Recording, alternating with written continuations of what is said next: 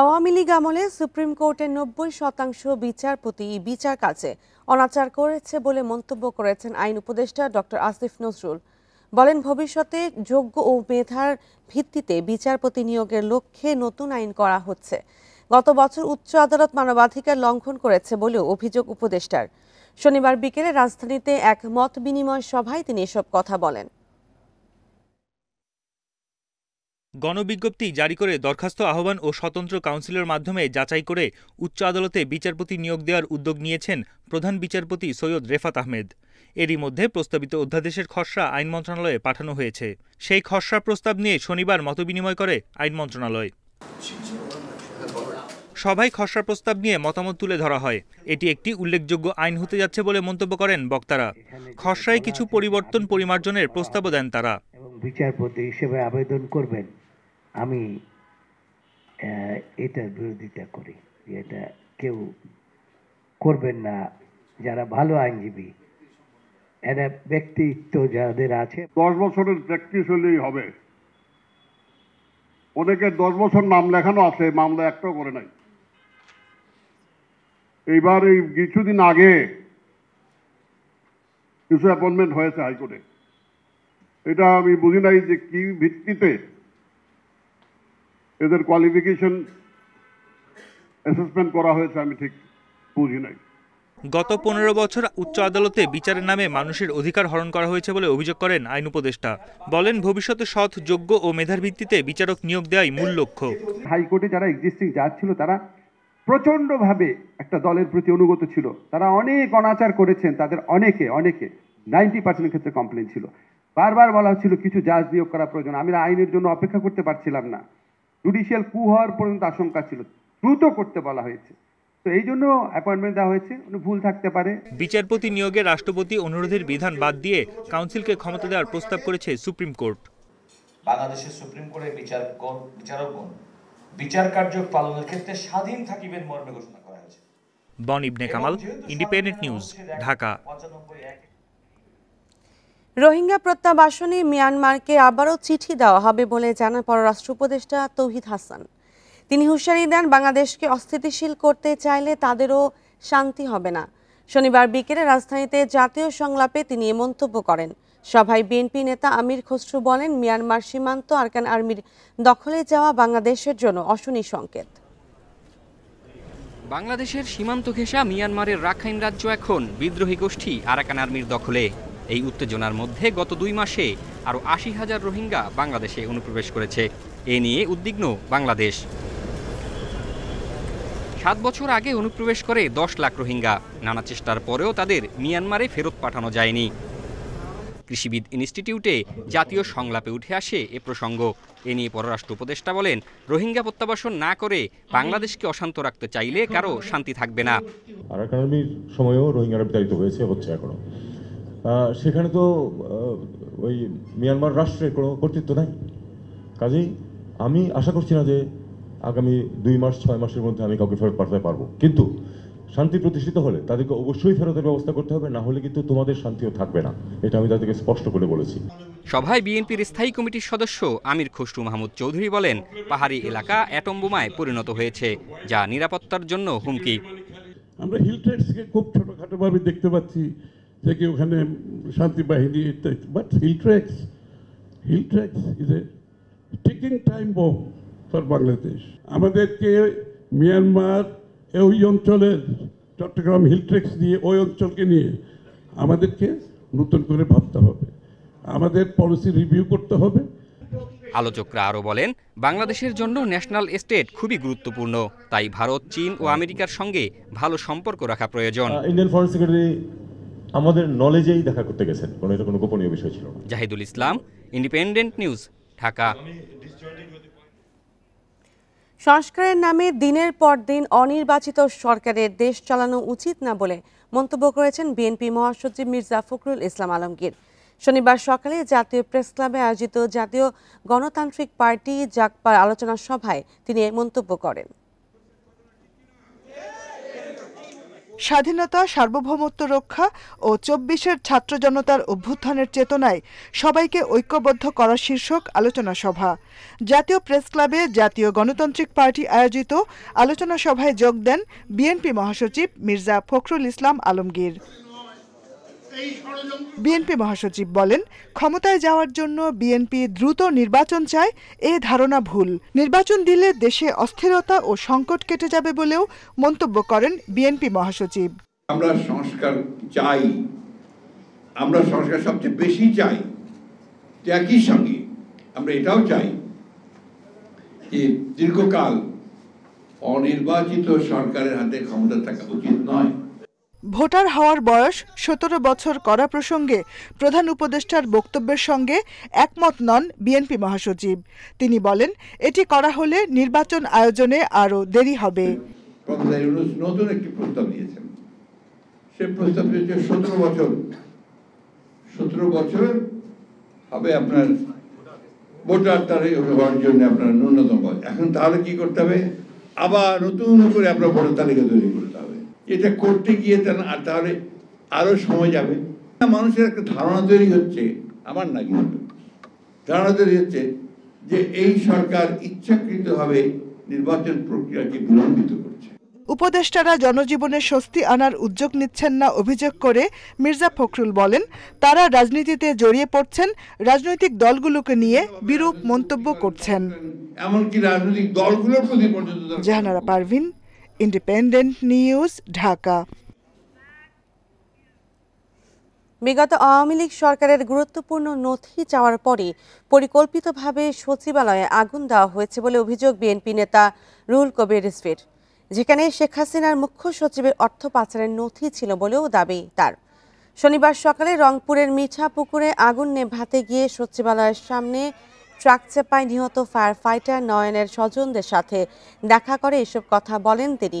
জানান, দেশ স্বৈরাচার মুক্ত হলেও তাদের দোসরা রাষ্ট্রের গুরুত্বপূর্ণ দপ্তরে এখনও গা ঢাকা দিয়ে আছে। শেখ হাসিনার অর্থ পাচার ও বিভিন্ন প্রকল্পের অর্থ লোপাটের নথিপত্র ধ্বংস করতেই এই আগুন লাগানো হয়েছে বলেই দাবি তার। এসব ষড়যন্ত্রের কারণেই নয়নের মতো ত্যাগী ও নিরীহদের জীবন যাচ্ছে বলেও জানান রিজভী। অত্যন্ত গুরুত্বপূর্ণ জায়গায় তারা রয়েছেন, ঘাপটি মেরে আছেন, এটা বলা যেতে পারে। তারা ঘাপটি মেরে আছেন। কোথায় কি নাশকতা, কোথায় কি চক্রান্ত করছেন তার কোনো ঠিক নেই। আর এগুলো ঠেকাতে গিয়ে দেশকে একটি শান্তি স্থিতির মধ্যে নিয়ে আসতে গিয়ে জীবন দিচ্ছে নয়নের মতো ছেলেরা। জুলাই আন্দোলনের শহীদদের রক্তের সাথে বেইমানি করা যাবে না বলে মন্তব্য করেছেন বিএনপির ভাইস চেয়ারম্যান শাহ মোফাজ্জল হোসেন কায়কোবাদ। দীর্ঘ ১৩ বছর পর দেশে ফিরে শনিবার দুপুরে জিয়াউর রহমানের সমাধিতে শ্রদ্ধা শেষে তিনি এ কথা বলেন। দীর্ঘ ১৩ বছর পর দেশে ফিরলেন সাবেক এমপি, প্রতিমন্ত্রী ও বিএনপির ভাইস চেয়ারম্যান শাহ মোফাজ্জল হোসেন কায়কোবাদ। তার আগমনে শাহজালাল বিমানবন্দরে জড়ো হন তার নির্বাচনী এলাকা কুমিল্লা ৩ আসনের নেতাকর্মীরা। শত শত গাড়ি বহন নিয়ে বিমানবন্দর থেকে বিএনপির প্রতিষ্ঠাতা ও সাবেক রাষ্ট্রপতি জিয়াউর রহমানের সমাধিতে যান তিনি। শ্রদ্ধা নিবেদন শেষে তিনি বলেন, রাজনৈতিক দলগুলোর সঙ্গে ছাত্রদের যে ঐক্য ছিল তা এখন আর দেখা যাচ্ছে না। বিদেশ থেকে লক্ষ্য করেছি যে আমাদের স্বাধীনতায় যেভাবে ছাত্র জনতা রাজনৈতিক দলগুলি একত্র ছিল, এখন যেন কেমনটা মনে হচ্ছে আমি বাকিটুকু বলতে চাই না। এই অবস্থা থেকে পরিবর্তন ঘটাতে হবে, না ঘটালে কিন্তু আমাদের অবস্থা কি হবে। এখনো দেশের বিরুদ্ধে ষড়যন্ত্র চলছে বলে মনে করেন তিনি। জালেম সরকারের সময় যেভাবে গুম, খুন, চাঁদাবাজি, দখলবাজি এবং নির্যাতন করা হচ্ছে, এর যদি পুনরাবৃত্তি হয় তাহলে কিন্তু আমাদেরকে আবার সেই ভোগ করতে হবে। আমাদেরকে এইগুলি থেকে জনগণকে মুক্ত রাখতে হবে। ২১ আগস্ট গ্রেনেড হামলা মামলার রায়ে কায়কোবাদকে যাবজ্জীবন কারাদণ্ড দেয় আদালত। তবে ওই মামলার সব আসামিকে সম্প্রতি খালাস দেয় high court. Tanzil Hasnat, independent news. দেশের বিভিন্ন জায়গায় সমন্বয়কদের হত্যার হুমকি নিয়ে সৃষ্ট জটিলতার সুরাহা হয়েছে, এই কথা জানিয়েছেন পুলিশের মহাপরিদর্শক বাহারুল আলম। ডিএমপি কমিশনার শেখ সাজ্জাদ আলী মনে করেন, গণ অভ্যুত্থানের সময় পুলিশের ভুল সিদ্ধান্তের কারণে বেশ প্রাণহানি হয়েছে। শনিবার রাজারবাগ পুলিশ লাইন এক অনুষ্ঠানে তারা এসব কথা বলেন। দেশে চুরি, ছিনতাই, ডাকাতির মতো ঘটনায় উদ্বেগ বাড়ছে জনমনে। আইনশৃঙ্খলা পরিস্থিতি নিয়ন্ত্রণে সন্তুষ্ট নন বেশিরভাগ মানুষ। এমন পরিস্থিতিতে পুলিশ প্রধান বলছেন, আইনশৃঙ্খলা পরিস্থিতি নিয়ন্ত্রণে পুলিশের কাছে ম্যাজিক নেই। পুলিশ অফিসার্স কল্যাণ সমিতির বার্ষিক সাধারণ সভা শেষে এক প্রশ্নের উত্তরে তিনি বলেন, জনগণের মাঝে স্বস্তি ফিরিয়ে আনতে কাজ করে যাচ্ছে পুলিশ বাহিনী। আমাদের কাছে তো ওইভাবে ম্যাজিক নেই, এবং আপনারা জানেন যে কি অবস্থা থেকে পুলিশ কোত্থেকে উঠে এসে আমরা কাজ করতে হচ্ছে। মানে তাদেরকে আগে জাগিয়ে তোলা, আস্থাটা ফিরিয়ে আনা, মনোবলটা ফিরিয়ে আনা মানুষের কাছে। এখনও মানুষ কিন্তু আমরা চাই যে আরও বেশি কাছে যাই, মানুষ আরেকটু আমাদেরকে সহযোগিতা করুক, গ্রহণ করুক। অন্য এক প্রশ্নের উত্তরে আইজিপি বলেন, বিভিন্ন জায়গায় সমন্বয়কদের হত্যার হুমকি নিয়ে যে শঙ্কা তৈরি হয়েছিল তা সুরাহা হয়েছে। ঘটনাগুলো সবগুলো যে একই সূত্রে গাঁথা এবং একটা প্যাটার্ন, এখনও এটা বুঝতে পারছি, এখনও কিন্তু ওই রকমভাবে আমার কাছে প্রমাণিত হচ্ছে না। তারপরেও we are still on the job. আমার মনে হয় যে ওই যে গোলাম রসুল আছেন ন্যাশনাল এসবি, উনি স্পেশালি এই পুরো জিনিসটা সমন্বয় করছেন। একই অনুষ্ঠানে উপস্থিত ডিএমপি কমিশনার বলেন, জুলাই আন্দোলনে পুলিশের ভূমিকা প্রশ্নবিদ্ধ ছিল। সেই সময় ছাত্র জনতার অভ্যুত্থানে পুলিশ সঠিক সিদ্ধান্ত নিলে অনেক প্রাণ রক্ষা পেত। 72 ঘন্টা আগেও যদি ওনারা সঠিক সিদ্ধান্ত নিতেন তাহলে অনেকের জীবন রক্ষা পেত, এবং আমাদের পুলিশ সদস্যদেরও অনেকের জীবন রক্ষা পেত। এই সময় ছাত্র জনতার আন্দোলনে পুলিশের ভূমিকা নিয়ে দুঃখ প্রকাশ করেন DMP commissioner. Muhammad Omar Faruk, independent news, Dhaka. নিষিদ্ধ সংগঠন ছাত্রলীগের খুলনা মহানগর কমিটির সহসভাপতি রণবীর বারোই সজলকে গ্রেপ্তারের পর আদালতে নেওয়ার পথে ও সেখানে থেকে বের হওয়ার সময় তাকে মারধর ও ডিম নিক্ষেপ করেছেন বিক্ষুব্ধ ছাত্র জনতা। 2022 সালের 23 অক্টোবর বিএনপির কার্যালয় ভাঙচুরের ঘটনায় চলতি বছরের 30 আগস্ট খালিশপুর থানায় দায়ের করা একটি মামলায় তাকে শনিবার দুপুরে খুলনার চিফ মেট্রোপলিটন ম্যাজিস্ট্রেট আদালতে হাজির করা হয়। পরে কারাগারে পাঠানোর নির্দেশ দেন বিচারক মোহাম্মদ রাকিবুল হাসান। আদালতে নেয়ার পথে সজলকে একবার মারধর ও ডিম ছুঁড়ে মারে বিক্ষুব্ধ ছাত্র জনতা। আদালত থেকে বের করার সময় আবার তাকে কিল ঘুষি মারে বিক্ষুব্ধরা। শুক্রবার বাগেরহাট থেকে গ্রেপ্তার করা হয় সজলকে।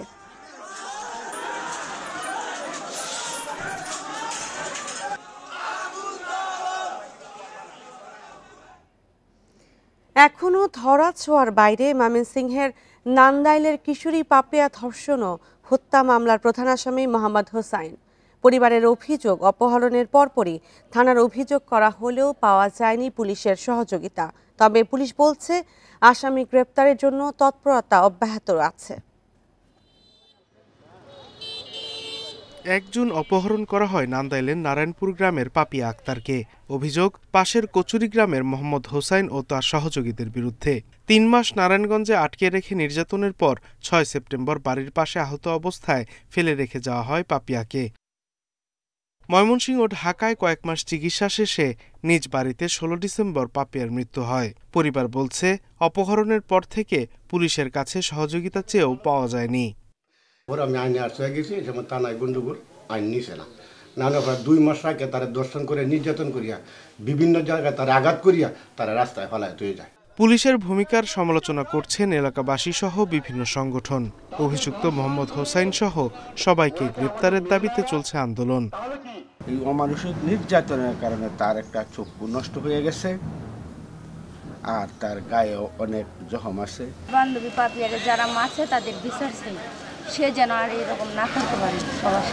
নির্যাতিত হয়েছে, তারে খুন করা হয়েছে, এরকম যাতে আর না করে, এরকম নির্যাতিত না হয় তার ফাঁসি চাই আমরা।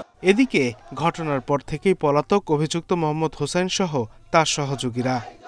সবকিছু তদন্ত সাপেক্ষে যে বিষয়টি তদন্তে আসে সেটা আমরা খুব শিগগিরই যৌক্তিক সময়ের ভিতরে এটা আদালতে দিতে পারব বলে মনে করছি। বাগচান্দা ফাজিল মাদ্রাসার ছাত্রী ছিলেন পাপিয়া। অপহরণে অভিযুক্ত মোহাম্মদ হোসাইনও আব্দুস সামাদ একাডেমির 10ম শ্রেণীর ছাত্র। Independent news. 2 দিন পর কর্মবিরতি প্রত্যাহার করেছে নৌ শ্রমিকরা। শনিবার রাতে শ্রমিক নেতাদের সঙ্গে বৈঠকে দাবি পূরণের আশ্বাসের পর এ সিদ্ধান্ত জানান শ্রমিক নেতারা। কর্মবিরতির কারণে সারা দেশে নৌবন্দরে বন্ধ ছিল স্বাভাবিক কার্যক্রম। হাজার হাজার টন পণ্য খালাস না হওয়ায় ভোগান্তিতে পড়ে ব্যবসায়ীরা। আগারগাঁওয়ের নৌ পরিবহন অধিদপ্তরে বাংলাদেশ শ্রমিক ফেডারেশন ও বাংলাদেশ লাইটার শ্রমিক ইউনিয়ন নেতাদের সাথে বৈঠক করেন BIWT এর চেয়ারম্যান, নৌ পরিবহন অধিদপ্তরের মহাপরিচালক সহ ঊর্ধ্বতন কর্মকর্তারা। শনিবার সন্ধ্যা 6টা থেকে রাত 9টা পর্যন্ত বৈঠকে বিভিন্ন দাবি দাওয়া তুলে ধরেন নৌ শ্রমিকরা। আমরা ক্ষতিপূরণের বিষয়ে আমাদের যে দাবি, সে বিষয়ে অনুদানের বিষয়ে আমাদের দাবির সাথে ডিজিসিবি, BIWT চেয়ারম্যান সহ সরকারি কর্মকর্তারা সকলে একমত পোষণ করেছেন। বৈঠকে চাঁদপুরে জাহাজে 7 খুনের সাথে জড়িতদের সুষ্ঠু বিচার নিশ্চিত, আহতদের ক্ষতিপূরণ দেয়া ও নিহতদের পরিবারকে সহায়তা এবং নৌপথের সার্বিক নিরাপত্তা নিশ্চিতের আশ্বাস দেয়া হয়। এই যে দুর্ঘটনার এটা সুষ্ঠু তদন্ত হবে, যারা দোষী, প্রকাশ্য দোষী বা অপ্রকাশ্য দোষী, তাদেরকে বের করে তাদেরকে বিচার আওতায় নিয়ে আসা। এটা আমাদের আইন শৃঙ্খলা রক্ষাকারী বাহিনী সহ অন্যান্য যে সংস্থা আছে তারা কাজ করছে। প্রতিটা পরিবারে একজন করে যদি এরকম হয়, আমি আমার স্কুল ট্রেনিং ইনস্টিটিউটে ফ্রি ট্রেনিং দেব, এটা আমি বলে দিয়েছি এবং ট্রেনিং দিয়ে আমি কর্মসংস্থানের নিশ্চয়তা করব এবং এটা ডিজি মহোদয় করেছেন। পরে কর্মবিরতি প্রত্যাহার ও কাজে যোগ দেওয়ার ঘোষণা দেন শ্রমিক নেতারা। আমাদের কর্মসূচি যে স্থগিত ঘোষণা করছেন সভাপতি, সেই কর্মসূচি স্থগিত রেখে আমরা সবাই যেন কাজে যোগদান করি। সকল শ্রমিকদেরকে যার যার কাজে নিয়োজিত হবার জন্য অনুরোধ করছি। চাঁদপুরে 7 নৌ শ্রমিক খুনের ঘটনায় সুষ্ঠু বিচার চেয়ে বৃহস্পতিবার থেকে কর্মবিরতিতে যায় শ্রমিকরা। 2 দিনের ধর্মঘটে বন্দরে আটকা পড়ে কয়েক হাজার টন পণ্য। Independent news.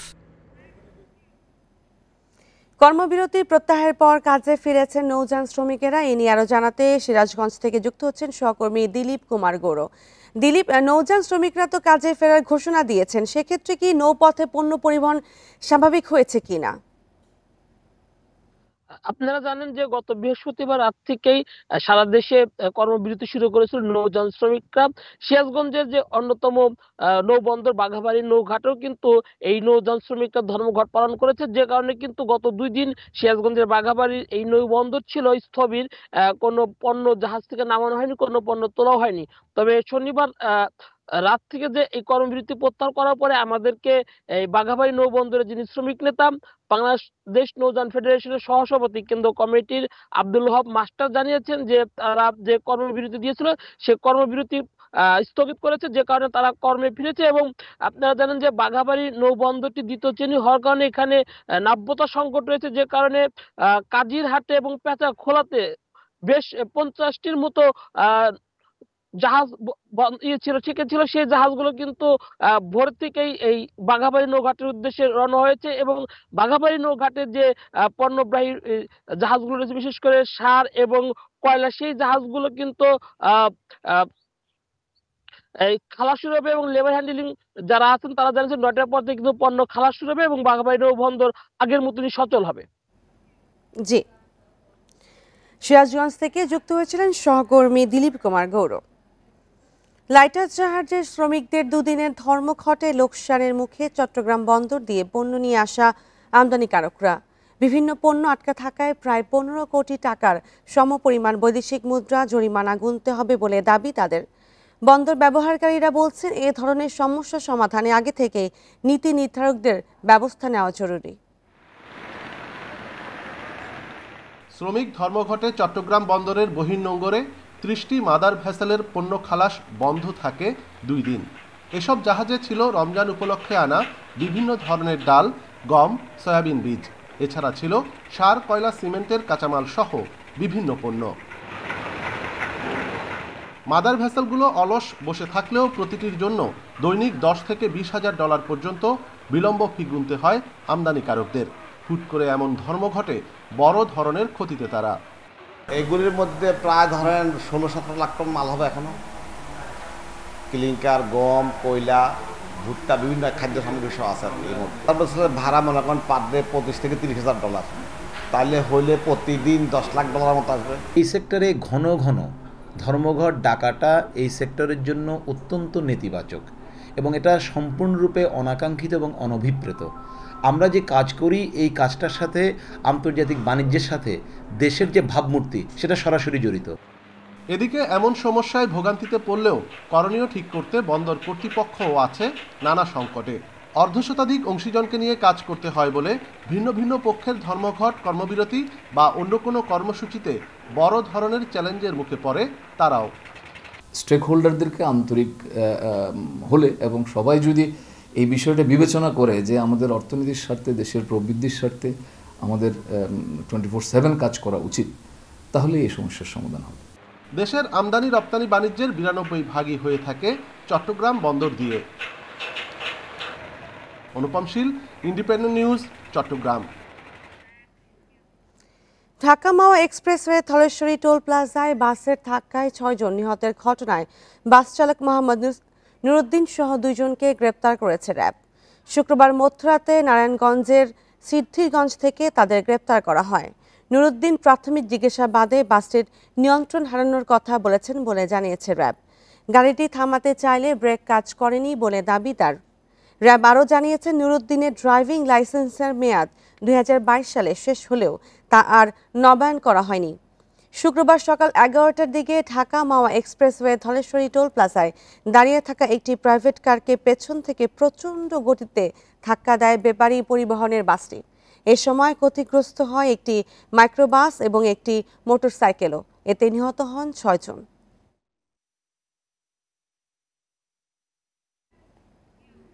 গাজীপুরের কোনাবাড়ির বেসিক শিল্প এলাকায় ওষুধ কারখানার রাসায়নিক ড্রাম বিস্ফোরণে 4 জন দগ্ধ হয়েছেন। শনিবার বিকেলে ব্রিস্টল ফার্মা কারখানায় এই দুর্ঘটনা ঘটে।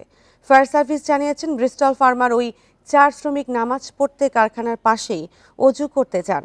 এ সময় টিন শেডের একটি কক্ষে বিদ্যুতের সুইচের পাশেই রাখা কেমিক্যালের ড্রাম বিস্ফোরণ হয়। এতে দগ্ধ হন তারা। খবর পেয়ে ফায়ার সার্ভিসের কর্মীরা ঘটনাস্থলে পৌঁছার আগেই কারখানার শ্রমিকরা আগুন নিভিয়ে ফেলেন। দগ্ধ 4 জনকে ঢাকায় বার্ন ইনস্টিটিউটে পাঠানো হয়েছে।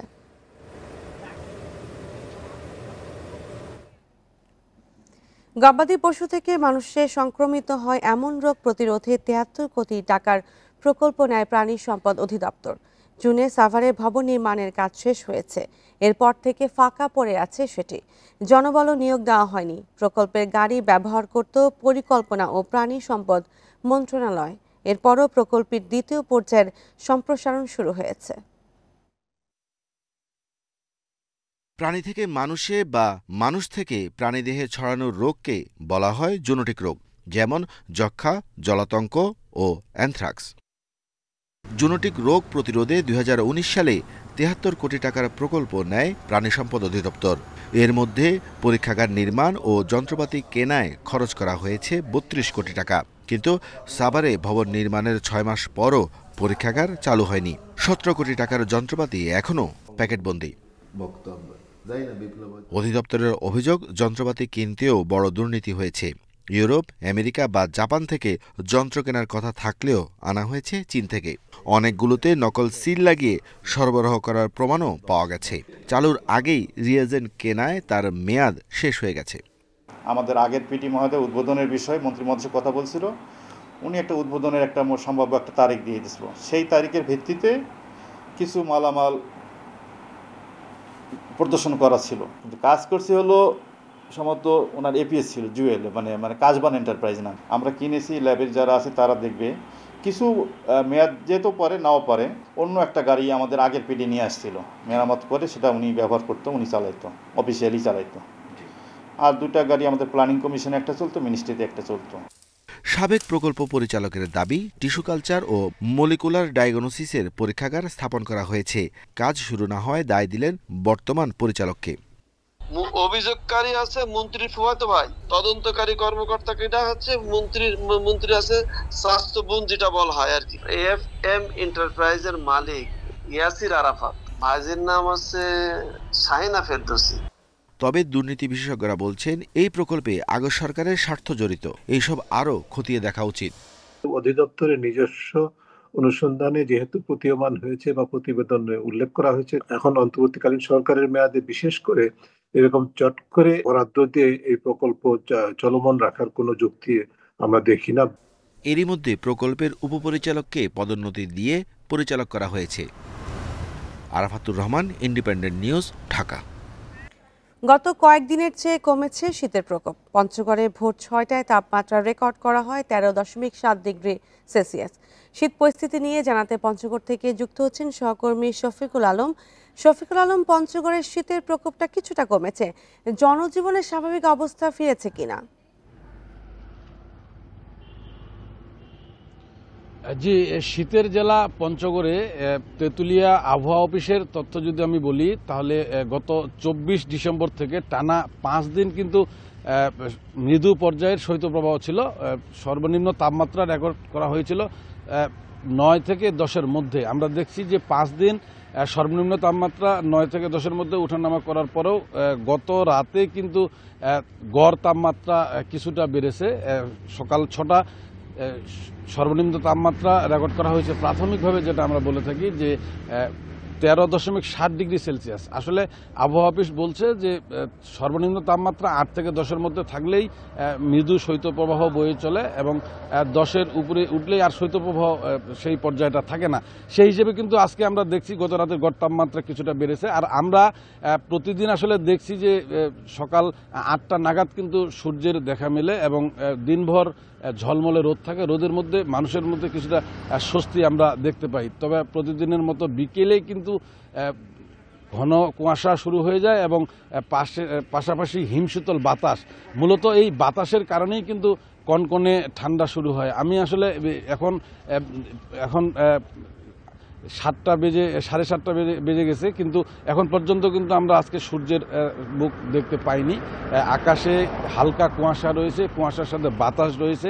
এই বাতাসের কারণেই আসলে ছিন্নমূল এবং খেটে খাওয়া মানুষের বরাবরের মতো এবারও দুর্ভোগ হচ্ছে। আমি আসলে রিক্সা ভ্যান চালক, ইজি বাইক চালক, যারা কৃষি শ্রমিক, দিনমজুর শ্রেণীর মানুষ, এদের আসলে সীমাহীন দুর্ভোগ প্রতি বছর শীতের সময় এবারও আমরা দেখছি। এই ছিল শীত পরিস্থিতি নিয়ে পঞ্চগড় থেকে সর্বশেষ। থেকে শীত পরিস্থিতি জানাচ্ছিলেন সহকর্মী শফিকুল আলম। জরাজীর্ণ বাস টার্মিনালের কারণে ভোগান্তিতে জামালপুর ও চাঁদপুরের মানুষ। নিরাপত্তা ব্যবস্থা না থাকায় গাড়ির তেল ও যন্ত্রাংশ চুরি সহ নানা অপকর্মের আখড়ায় পরিণত হয়েছে টার্মিনাল। নির্মাণের পর কোনো সংস্কার না হওয়ায় দুর্ভোগে যাত্রী ও চালকরা। পৌর প্রশাসক বলছেন, সমস্যা চিহ্নিত করে ধাপে ধাপে সংস্কার করা হবে। যানজট নিরসন এবং যাত্রী সেবার মান উন্নয়নে 2002 সালে পৌর বাস টার্মিনাল নির্মাণ করে জামালপুর পৌরসভা। তবে 2009 সালে বন্ধ হওয়ার পর থেকেই পরিত্যক্ত অবস্থায় টার্মিনাল ভবন। বাস ট্র্যাক রাখা হচ্ছে টার্মিনালের খোলা জায়গায়। ব্যবহার না করায় চুরি হয়ে গেছে অনেক জিনিসপত্র। ভবনেও দেখা দিয়েছে ফাটল। ভূতের বাড়ির মতো হয়ে আছে, ভাঙচুর হয়ে গেছে, লুটপাট হয়ে যায়। এই বাস স্ট্যান্ডে কিছু গেট পর্যন্ত ঠিক না, একটা বাতি নাই বাস স্ট্যান্ডে। আমাদের জামালপুর বাস স্ট্যান্ড চালু নাই, এটা কোনো সিন্ডিকেট আছে দেখতে হবো না। একই অবস্থা চাঁদপুর পৌর বাস টার্মিনালের। 2000 সালে নির্মাণের পর থেকে কোনো সংস্কার করেনি পৌর কর্তৃপক্ষ। এতে পুরো টার্মিনালে ভুতুড়ে পরিবেশ। পৌরসভার ময়লার স্তূপে চরম ভোগান্তিতে যাত্রী ও শ্রমিকরা। যে পরিস্থিতি, যে ধোঁয়া আমাদের এলাকা যেভাবে দূষিত হয়েছে, মানুষের ভোগান্তির কোনো শেষ নাই। গাড়িতে রাতে তেল চুরি হয়, নিরাপত্তা নাই গাড়ির। পৌর প্রশাসক জানিয়েছেন, সংস্কারের জন্য কিছু কার্যক্রম হাতে নেওয়া হয়েছে। কাজ চলমান আছে। তাছাড়া টার্মিনালটিকে সব জায়গায় কোথাও কোথাও খানাখন্দ আছে, সেটাকে মেরামত করার জন্য আমরা উদ্যোগ গ্রহণ করেছি এবং অন্যান্য যেসব সমস্যাগুলো আছে সেগুলো চিহ্নিত করে প্রত্যেকটা আমরা সমাধান করার জন্য চেষ্টা করছি। দেশের বিভিন্ন প্রান্তে যাতায়াতের জন্য চাঁদপুর পৌর বাস টার্মিনাল ব্যবহার করে কয়েকশো যানবাহন। সোহেলি জাহান, ইন্ডিপেন্ডেন্ট নিউজ। লোকসানের বোঝা এবং কোচ, ইঞ্জিন, জনবল সংকট সহ বিভিন্ন কারণ দেখিয়ে 18 বছরে পশ্চিমাঞ্চল রেলওয়ের 23টি ট্রেন বন্ধ হয়েছে। এতে এসব রুটের হাজারো যাত্রী বঞ্চিত হচ্ছেন রেলের সেবা থেকে। বন্ধ হয়ে গেছে 66টি স্টেশনও। চাহিদার অর্ধেকের কম জনবল নিয়ে চলছে পশ্চিমাঞ্চল রেলওয়ে। তুলনামূলক কম খরচ, নিরাপদ ও যানজটের ভোগান্তিতে পড়তে হয় না বলে যাত্রীদের কাছে ট্রেন বেশ জনপ্রিয়। যা যাত্রীদের কাছে চাহিদা থাকলেও পশ্চিমাঞ্চল রেলওয়ের সেবা যেন ক্রমেই সংকুচিত হচ্ছে। পশ্চিমাঞ্চল রেলওয়ে তথ্য বলছে, নানা সংকটে 2006 থেকে 2024 সাল পর্যন্ত 18 বছরে 23টি ট্রেন বন্ধ ঘোষণা করেছে কর্তৃপক্ষ। এর মধ্যে রয়েছে 6টি আন্তনগর, 1টি মেইল ও 16টি লোকাল ট্রেন। জনবল ও অবকাঠামো সংস্কারের অজুহাতে 265টি রেল স্টেশনের মধ্যে বন্ধ 66টি। বর্তমানে স্টেশন মাস্টার নাই, পোর্টারও নাই, কেউই নাই। বছর খানিক হলো মোটামুটিভাবে এটা বন্ধ আছে। চাঁপাইনবাবগঞ্জ থেকে খুলনাগামী মহানন্দ এক্সপ্রেস, আরেকটা হচ্ছে চাঁপাইনবাবগঞ্জ থেকে ঈশ্বরদী মিল্টন এক্সপ্রেস। এই স্টেশনটা ধরেন 20 বছর আগে খুব জাঁকজমক ছিল, এখন প্রায় 10 থেকে 15 বছর হলে কোনো ট্রেনও থামে না। বিশ্লেষকরা বলছেন, উন্নত বিশ্বে যেখানে রেলকে লাভজনক খাত হিসেবে দেখা হচ্ছে, সেখানে বাংলাদেশ রেলওয়ে টানছে লোকসানের বোঝা। এটি সময় উপযোগী ও দীর্ঘমেয়াদী পরিকল্পনার অভাবের ফল।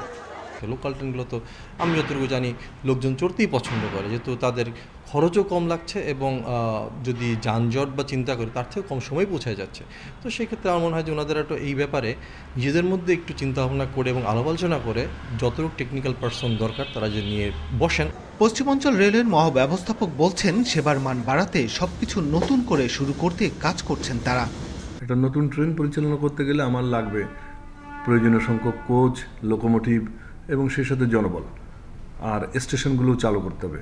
সবগুলোতেই ঘাটতি রয়েছে, যে কারণে আমরা প্রায়োরিটি বেসিসে যে সমস্ত দরকার সেগুলো করার চেষ্টা করছি। বর্তমানে পশ্চিমাঞ্চল রেলওয়েতে প্রয়োজনীয় 47,000 জনবলের বিপরীতে কর্মরত 23,000।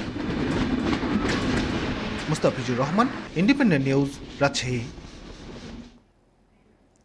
এক বছরে অভিবাসন কমেছে 30.8%, তবে এবছর রেমিটেন্স বাড়বে 33%। ব্যাংকগুলোর ওপর অভিবাসীদের আস্থা ফিরে আসার পরই এর কারণ, বলছে অভিবাসীদের নিয়ে কাজ করা সংগঠন রামরু। শনিবার জাতীয় প্রেস ক্লাবে আন্তর্জাতিক শ্রম অভিবাসনের প্রতি ও প্রকৃতি 2024 বিষয়ক গবেষণা প্রতিবেদনে এসব তথ্য তুলে ধরে সংগঠনটি। সুখবর নেই অভিবাসন খাতে। 5 বছরে 95% অভিবাসী গেছেন 10টি দেশে, আর এবছর মাত্র 6টি দেশে গেছেন 90% অভিবাসী। অর্থাৎ কমেছে অভিবাসীদের গন্তব্য দেশের সংখ্যা। কমেছে নারী অভিবাসনও। এবছর বিদেশে গেছেন 54,000 নারী কর্মী। অদক্ষতা ও গন্তব্য দেশের মনোভাব না বোঝা এক্ষেত্রে বড় কারণ। Refugee and migratory movements research unit রামরুর গবেষণায় উঠে এসেছে এসব চিত্র।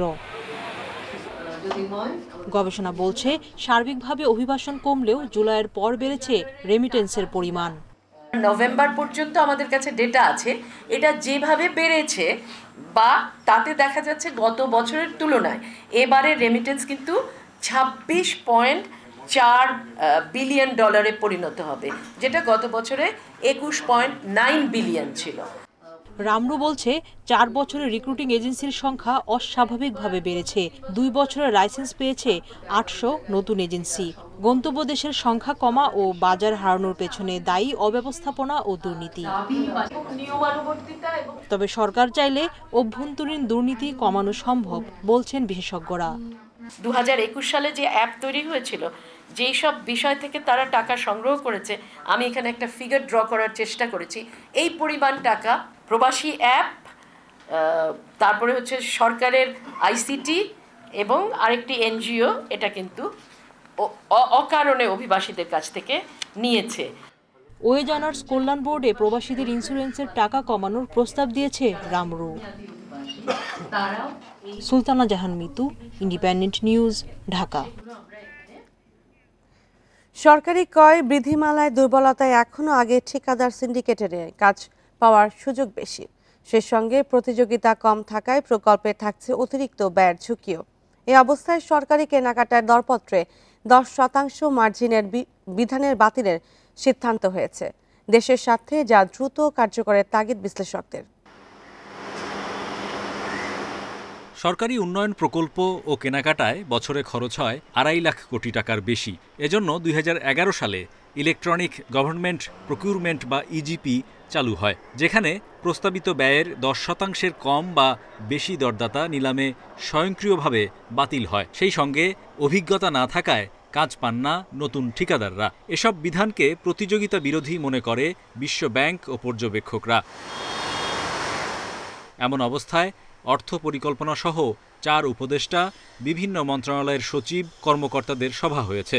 তাদের মতামতের ভিত্তিতে সিদ্ধান্ত হয় পাবলিক প্রকিউরমেন্ট অ্যাক্ট 2006 এবং প্রকিউরমেন্ট বিধিমালা 2008 সংশোধনের। কোন টেন্ডার পদ্ধতি ভালো খারাপ নির্ভর করবে সেই দেশের দুর্নীতি কতদূর, সেই দুর্নীতি কি শুধু যারা ঠিকাদার তারা নাকি যারা কাজটা দেয় তাদেরও দুই পক্ষেরই দুর্নীতি, এসব অনেক বিষয়ের উপর নির্ভর করে। আমাদের দেশে খুব সোজা একটা জিনিস হলো যে আমি যদি এখন একটা টেন্ডার দিই এবং বলি যে আপনাদের অভিজ্ঞতা কত 15 বছরে বা 10 বছরে কার বেশি, তাহলে বোঝাই যায় কোন সিন্ডিকেটগুলোর অভিজ্ঞতা সবচেয়ে বেশি হবে। সম্প্রতি প্রকাশিত শ্বেতপত্রেও বলা হয় অসাধু ঠিকাদার, রাজনীতিক আমলাদের সিন্ডিকেটে উন্নয়ন ব্যয়ের 40% পর্যন্ত লোপাট হয়েছে। আর বিশ্বব্যাংকের পর্যবেক্ষণ বলছে গত 12 বছর সরকারি নিলামে শীর্ষ 5 ঠিকাদারের কাজ বেড়েছে 21%। বিশ্লেষকরা বলছেন প্রতিযোগিতা না থাকায় কমেছে কাজের মান, বেড়েছে অপচয়, দুর্নীতি। পছন্দের লোক যারা তাদেরকে গোপনে এটা জানিয়ে দেওয়া হয়। সেজন্য আপনি দেখছেন যে নির্দিষ্ট কিছু লোকজনই সবসময় পায়, কারণ বাকিরা অন্ধকারে ঢিল ছড়ে, সুতরাং তারা 10% উপরে বা নিচে চলে যায়। দুর্নীতি এবং এন্টি কম্পিটিটিভ রাষ্ট্রীয় প্যাট্রোনাইজেশন হয়ে গেল। এটাকে অনতিবিলম্বে বাতিল করা দরকার। বিশ্বব্যাংক বলছে পূর্ণ প্রতিযোগিতা ও স্বচ্ছতা নিশ্চিত করা গেলে সরকারি কেনাকাটায় 40% পর্যন্ত অর্থ সাশ্রয় সম্ভব। Hari Saha, independent news, Dhaka. আর এই ছিল এখনকার সংবাদে। ইন্ডিপেন্ডেন্ট টেলিভিশনের সব খবর বিস্তারিত জানতে চোখ রাখুন ফেসবুক, ইউটিউব ও এক্সে। ধন্যবাদ সবাইকে।